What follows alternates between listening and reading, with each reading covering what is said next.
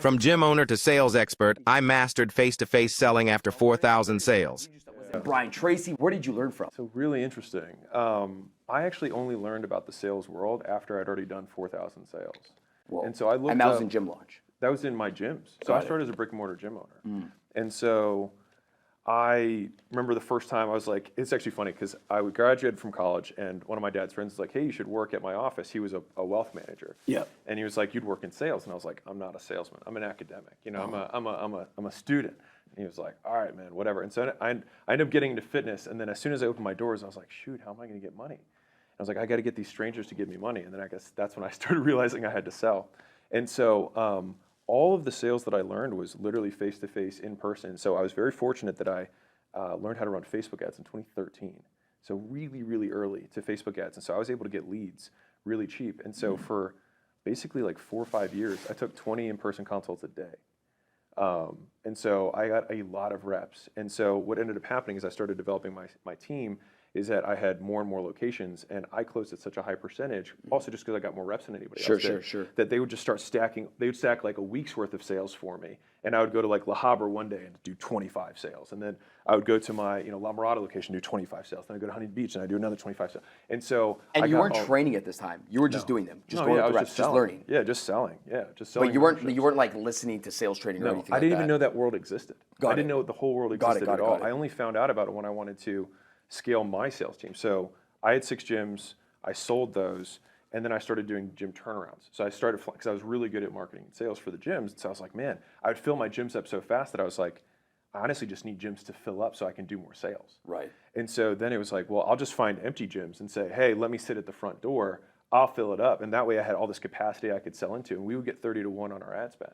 And so I'd spend $1,000 or I'd spend 10 grand and make a lot of money in 30 days. And so I would average about 100 grand in cash collected in 21 days of me just sitting at the front of a gym. And I did 33 turnarounds over 2 years, just basically doing that model. And so it was just like Alex with a fold out table and pens and contracts, and I would just hold court.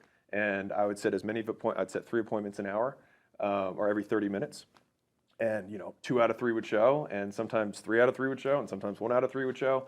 And I would just do the same pitch over and over and over again. And so I'm sure that once you start breathing the script more than you start knowing it, and then I think you start realizing how people work. And what was interesting is that the sales training that I had when I started doing the turnarounds, because then I was like, you know what, if I can do one of these, if I had 10 guys, then we could do 10 turnarounds a month. Like that'd be crazy. And so I scaled the sales team up to 8 guys at the time, and each of those guys was now taking 20 appointments a day at different gyms across the country. Got it. And the sales training that I had for those guys was like 60 minutes, the whole thing. Right. And it was because it wasn't like I was trying to sell sales training. I just needed them to close. And so it was just like, when the person walks in the door, this is what you say. You say, hey, you want to see the world's shortest tour? And then you walk into the gym and you turn around because they don't care about the tour anyways. Right. And they get a laugh. And then you're like, awesome. So what brought you in today? What's the thing you're struggling with?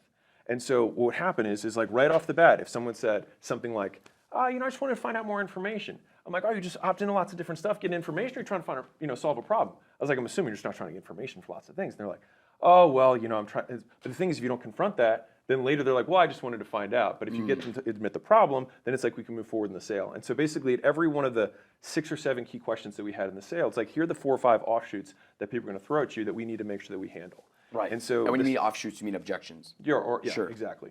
Got it. And so I just want to make sure that people were handling those things, because it's like, we have had this one conversation more times than anyone else has.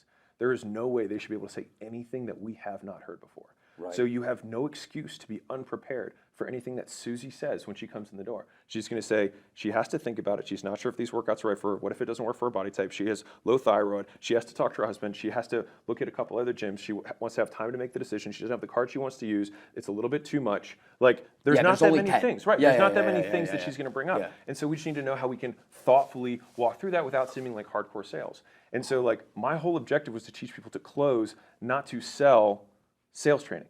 And so all the stuff that I've had that I talk about now is just the stuff that I use to train my team.